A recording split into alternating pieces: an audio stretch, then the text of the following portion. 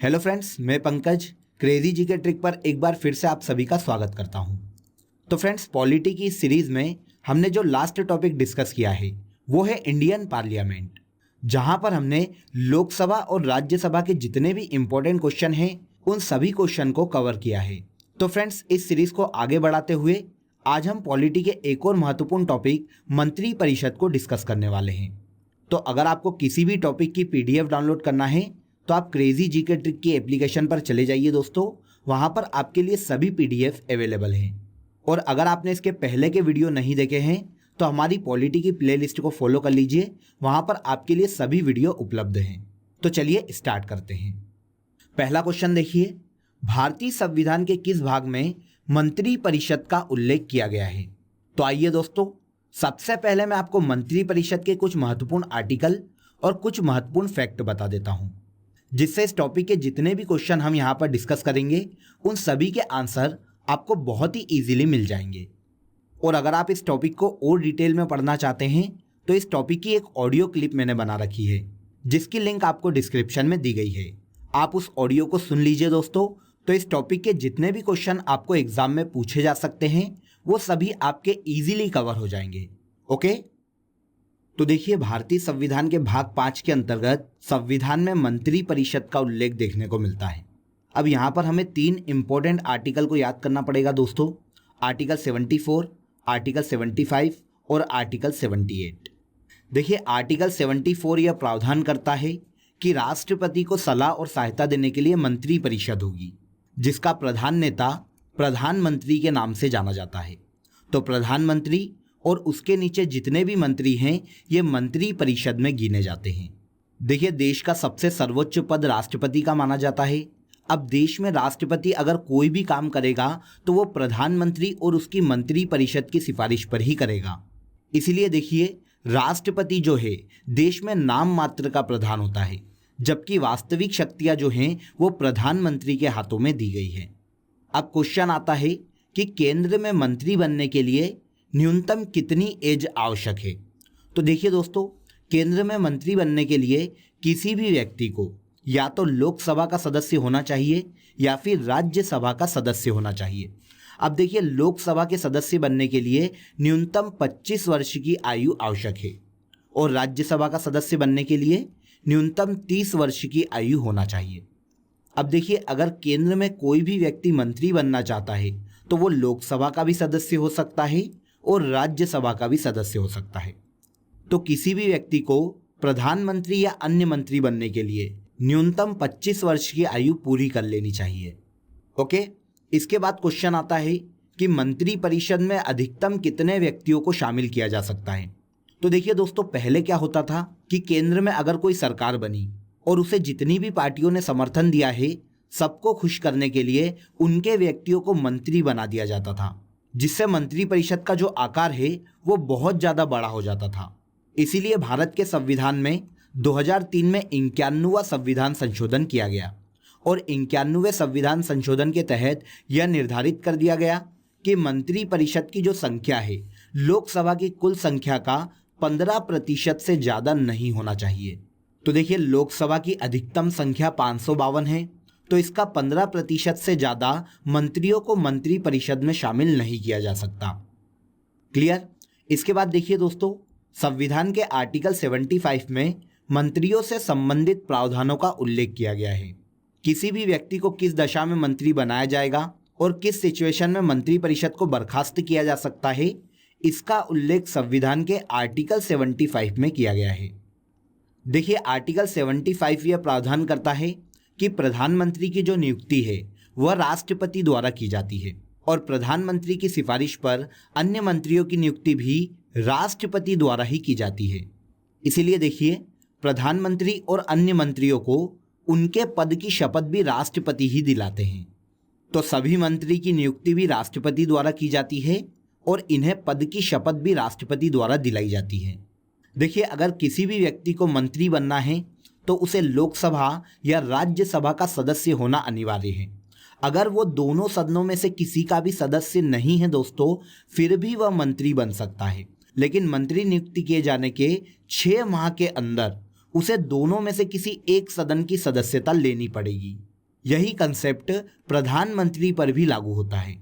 अगर राष्ट्रपति किसी भी व्यक्ति को प्रधानमंत्री नियुक्त कर देते हैं और अगर वो संसद के किसी भी सदन का सदस्य नहीं है तो उसे 6 माह के अंदर किसी भी सदन की सदस्यता लेनी पड़ेगी।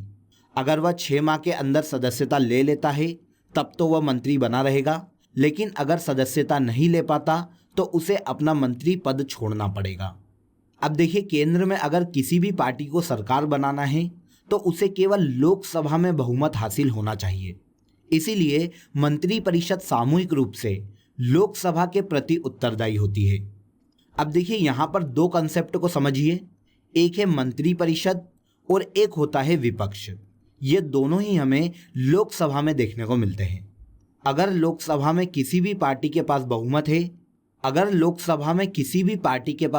है, तो केंद्र में उसी पार्टी की सरकार बनेगी और उसी का मंत्रिपरिषद नियुक्त किया जाएगा।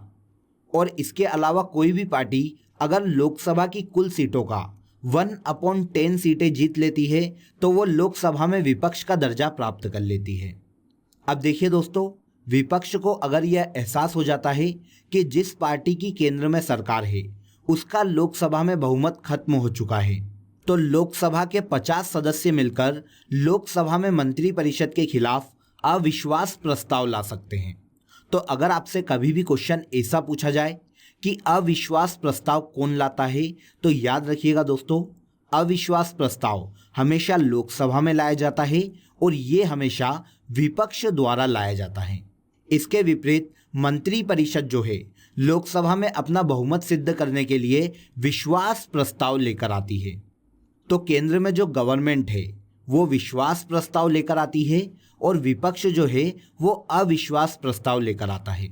अब यहाँ पर एक और महत्वपूर्ण चीज को याद रखिएगा कि विश्वास प्रस्ताव और अविश्वास प्रस्ताव दोनों ही हमेशा लोकसभा में ही लाए जा सकते हैं। राज्यसभा में इन प्रस्तावों को नहीं लाया जा सकता। ओके, इसके बाद तीसरा आर्टिकल है दोस्तों, आर्टिकल 78। आर्टिकल 78 यह प्रावधान करता है कि राष्ट्रपति को सूचनाएं प्रदान करना प्रधानमंत्री का दायित्व है। मतलब जब भी राष्ट्रपति किसी भी लोकहित की सूचना प्रधानमंत्री से मांगेगा तो पीएम का यह दायित्व है कि वह राष्ट्रपति की मांगी गई सूचनाएं राष्ट्रपति को प्रेषित करेगा। क्लियर? तो देखिए, मंत्रिपरिषद के जितने भी आर्टिकल हैं और जितने भी फैक्ट हैं वो सभी आपको बहुत ही अच्छे से क्लियर हो गए होंगे। तो चलिए अब हम क्वेश्चन पर चलते हैं। तो आंसर हो जाएगा दोस्तों, आंसर सी।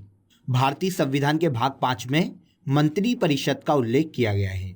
इसके बाद देखिए, मंत्रिपरिषद को पद की शपथ कौन दिलाता है? तो वेरी सिंपल क्वेश्चन है दोस्तों, डिटेल में अभी हमने इसके बारे में बात की है। मंत्रिपरिषद को उसके पद की शपथ राष्ट्रपति द्वारा दिलवाई जाती है। नेक्स्ट क्वेश्चन देखिए, किस अनुच्छेद के तहत राष्ट्रपति प्रधानमंत्री की नियुक्ति करता है? तो संविधान के आर्टिकल 75 के तहत राष्ट्रपति प्रधानमंत्री और अन्य मंत्रियों की नियुक्ति करता है। ओके, आगे बढ़ते हैं। अगला क्वेश्चन है, कोई व्यक्ति संसद के किसी भी सदन का सदस्य हुए बिना केंद्र में कितनी अवधि तक मंत्री रह सकता है? तो देखिए फ्रेंड्स, अगर केंद्र में किसी भी व्यक्ति को मंत्री बना दिया जाता है और अगर वो संसद के किसी भी सदन का सदस्य नहीं है तो उसे 6 माह के अंदर संसद के दोनों सदनों में से किसी एक सदन की सदस्यता लेनी पड़ेगी। अगर वो 6 महीने के अंदर सदस्यता ले लेता है तब तो वो मंत्री बना रहेगा और अगर सदस्यता नहीं ले पाता तो उसे अपना मंत्री पद छोड़ना पड़ेगा। तो आंसर बी। इसके बाद देखिए, निम्नलिखित में से कौन सा एक प्रस्ताव भारत में मंत्रिपरिषद रख सकती है? वेरी वेरी इंपॉर्टेंट क्वेश्चन है दोस्तों, इस क्वेश्चन को आप याद रखिएगा क्योंकि एग्जाम में काफी बार ये क्वेश्चन पूछा गया है। अब देखिए, मंत्रिपरिषद जो है वो केंद्र में विश्वास प्रस्ताव ला सकती है। तो आंसर हो जाएगा आंसर डी। विश्वास प्रस्ताव जो है लोकसभा में मंत्रिपरिषद द्वारा रखा जाता है। संसदीय शासन में वास्तविक शक्ति किसके पास होती है? तो देखिए, मैंने आपको 2 पद बताए हैं, एक है राष्ट्रपति और एक है प्रधानमंत्री। अब राष्ट्रपति जो है वो देश में सर्वोच्च पद है, लेकिन राष्ट्रपति नाम मात्र का प्रधान होता है, जबकि वास्तविक शक्तियां जो है वो प्रधानमंत्री के हाथों में दी गई है। तो आंसर प्रधानमंत्री। संसदीय शासन में वास्तविक शक्तियां प्रधानमंत्री पद को दी गई है। इसीलिए देश में कोई भी निर्णय लेने का पावर प्रधानमंत्री पद के हाथ में है। आगे बढ़ते हैं दोस्तों। भारत के प्रधानमंत्री के विषय में निम्नलिखित कथनों में से कौन सही है? तो पहला कथन देखिए, प्रधानमंत्री मंत्रिपरिषद का नाम मात्र का नेता होता है। तो यह कथन बिल्कुल गलत है। वह संसद के प्रति उत्तरदायी नहीं है। यह भी गलत है। वह अपने मंत्रियों में से किसी को बर्खास्त नहीं कर सकता। तो तीसरा कथन भी यहां पर गलत है। प्रधानमंत्री मंत्रिपरिषद का वास्तविक नेता होता है। तो यह कथन यहां पर बिल्कुल सही है। भारत का प्रधानमंत्री होता है, कैसा होता है दोस्तों? निर्वाचित, चयनित, मनोनीत या नियुक्त। तो अगर आपने इसकी थ्योरी को ध्यान से सुना है दोस्तों, तो आपको पता चलेगा कि प्रधानमंत्री की जो नियुक्ति है वह राष्ट्रपति द्वारा की जाती है। तो आंसर हो जाएगा आंसर डी। भारत के पीएम को राष्ट्रपति द्वारा नियुक्त किया जाता है। लेकिन अब क्वेश्चन आता है कि क्या राष्ट्रपति किसी भी व्यक्ति को अपने स्वविवेक से प्रधानमंत्री नियुक्त कर सकता है? तो बिल्कुल नहीं। देखिए, लोकसभा में जिस भी पार्टी का बहुमत होता है उस बहुमत दल द्वारा अपना एक नेता चुना जाता है और उसी का नाम राष्ट्रपति को प्रधानमंत्री के लिए भेज दिया जाता है। बाद में राष्ट्रपति उस चुने हुए नेता को प्रधानमंत्री नियुक्त करता है। क्लियर? इसके बाद देखिए, निम्नलिखित में से क्या सत्य नहीं है? राष्ट्रपति या राज्यपाल को शासकीय कार्यों के लिए विधिक कार्यवाही से उन्मुक्ति है। तो यह कथन बिल्कुल सही है। इसके बाद देखिए, कोई न्यायालय राज्यपाल को किसी कर्तव्य पालन के लिए विवश नहीं कर सकता। तो यह कथन भी बिल्कुल सही है।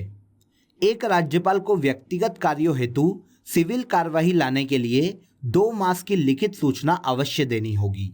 तो तीसरा कथन भी यहां पर सही है। मंत्रियों द्वारा राष्ट्रपति या राज्यपाल को दिए गए सलाह को जांचने के लिए न्यायालय अधिकृत है। तो यहां पर चौथा कथन बिल्कुल गलत है। केंद्र की मंत्रिपरिषद या राष्ट्रपति राज्यपाल को अगर कोई सलाह देते हैं तो न्यायालय उस सलाह की जांच नहीं कर सकती। भारतीय संविधान में इस प्रावधान का कोई उल्लेख नहीं किया गया है। ठीक है, क्लियर हो गया होगा। इसके बाद देखिए, भारतीय संविधान के निम्नलिखित प्रावधानों में से कौन सा प्रावधान मंत्रिपरिषद की नियुक्ति तथा पद से हटाए जाने को विवेचित करता है? तो संविधान के आर्टिकल 75 में मंत्रिपरिषद की नियुक्ति और उन्हें पद से हटाए जाने का प्रावधान किया गया है। नेक्स्ट क्वेश्चन देखिए, भारत के प्रधानमंत्री की नियुक्ति के समय जरूरी नहीं है कि वह संसद के दोनों सदनों में से किसी एक का आवश्यक रूप से सदस्य हो, परंतु उसे 6 माह के अंदर आवश्यक रूप से दोनों में से किसी एक सदन का सदस्य हो जाना चाहिए। तो भारत के प्रधानमंत्री की नियुक्ति से संबंधित पहला कथन यहां पर सही है। कोई भी व्यक्ति जो संसद के किसी भी सदन का सदस्य नहीं है, प्रधानमंत्री चुना जा सकता है, लेकिन उसे 6 माह के अंदर संसद के दोनों सदनों में से किसी भी एक सदन का सदस्य होना पड़ेगा। अगर वो दोनों सदनों में से किसी एक सदन की सदस्यता ले लेता है तब तो वो प्रधानमंत्री बना रहेगा, और अगर नहीं ले पाता तो उसे अपने प्रधानमंत्री पद से इस्तीफा देना पड़ेगा। ओके, देखिए सिंपल सी लाइन थी, इसे केवल आपको समझना पड़ेगा। देखिए, संसद के दोनों में से किसी एक सदन का सदस्य होना पड़ेगा। अगर हम कथन बी देखें तो यहां पर दिया गया है 6 माह के अंदर लोकसभा का सदस्य होना चाहिए। तो यह कथन बिल्कुल गलत है। प्रधानमंत्री संसद के दोनों में से किसी भी एक सदन का सदस्य हो सकता है। ओके, अब आपको ये दोनों पॉइंट क्लियर हो गए होंगे दोस्तों। आगे बढ़ते हैं। अगला क्वेश्चन है, लोकसभा का अध्यक्ष किसको संबोधित लेख द्वारा अपना पद त्याग कर सकेगा? तो दोस्तों, जब हमने लास्ट टॉपिक में इंडियन पार्लियामेंट को डिस्कस किया था तब हमने लोकसभा स्पीकर को भी बहुत ही डिटेल में समझा था। तो अगर लोकसभा अध्यक्ष को अपना पद छोड़ना है तो वह लोकसभा उपाध्यक्ष को अपना त्यागपत्र देकर अपने पद से मुक्त हो सकता है। तो आंसर डी, लोकसभा के अध्यक्ष का चुनाव किया जाता है। तो लोकसभा का अध्यक्ष लोकसभा के सदस्यों द्वारा बहुमत के आधार पर चुना जाता है। कोई विधेयक धन विधेयक है कि नहीं, इसका विनिश्चय अंतिम रूप से कौन करता है? तो दोस्तों, कोई बिल मनी बिल है या नहीं, इसका फैसला लोकसभा अध्यक्ष द्वारा ही किया जाता है। तो आंसर हो जाएगा आंसर सी। ओके, ये तीनों ही क्वेश्चन लोकसभा अध्यक्ष पर बेस्ड थे और एग्जाम में डेफिनेटली पूछे जाते हैं। अगला क्वेश्चन देखिए, भारत का प्रधानमंत्री बनने के लिए न्यूनतम आयु कितनी होनी चाहिए? तो इस क्वेश्चन का आंसर आप सभी को पता चल गया होगा। भारत का प्रधानमंत्री बनने के लिए न्यूनतम 25 वर्ष की आयु पूरी कर लेनी चाहिए। इसके बाद देखिए, मंत्रिपरिषद के विरुद्ध अविश्वास प्रस्ताव लाने के लिए लोकसभा के सदस्यों की संख्या होनी चाहिए। तो लोकसभा के 50 सदस्य मिलकर मंत्रिपरिषद के विरुद्ध लोकसभा में अविश्वास प्रस्ताव ला सकते हैं। तो आंसर हो जाएगा आंसर सी। नेक्स्ट क्वेश्चन देखिए, भारतीय संविधान के अनुच्छेद 78 में प्रावधान है किसके दायित्वों का? तो संविधान के आर्टिकल 78 में प्रधानमंत्री के दायित्वों का उल्लेख किया गया है। राष्ट्रपति को लोकहित के मुद्दे पर जानकारी देना प्रधानमंत्री का कर्तव्य है और यह प्रावधान संविधान के आर्टिकल 78 में किया गया है। क्लियर? अगले क्वेश्चन पर चलते हैं दोस्तों। अगला क्वेश्चन हमें मल्टीपल चॉइस में दिया गया है, तो पहले हम यहाँ पर क्वेश्चन को पढ़ लेते हैं। भारत में अविश्वास प्रस्ताव के विषय में निम्नलिखित कथनों पर विचार कीजिए।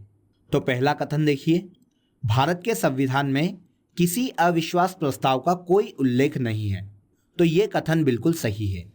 इसके बाद देखिए, अविश्वास प्रस्ताव केवल लोकसभा में ही पुनर्स्थापित किया जा सकता है। तो दूसरा कथन भी बिल्कुल सही है। तो यहाँ पर कथन 1 और 2 दोनों ही सही है। भारत के संविधान में किसी भी अविश्वास प्रस्ताव का कोई उल्लेख नहीं किया गया है, लेकिन अविश्वास प्रस्ताव जो है केवल लोकसभा में ही लाया जा सकता है। भारतीय संविधान में निम्नलिखित में से किस पद का उल्लेख नहीं किया गया है? तो भारत के संविधान के आर्टिकल 52 में राष्ट्रपति के पद का उल्लेख किया गया है।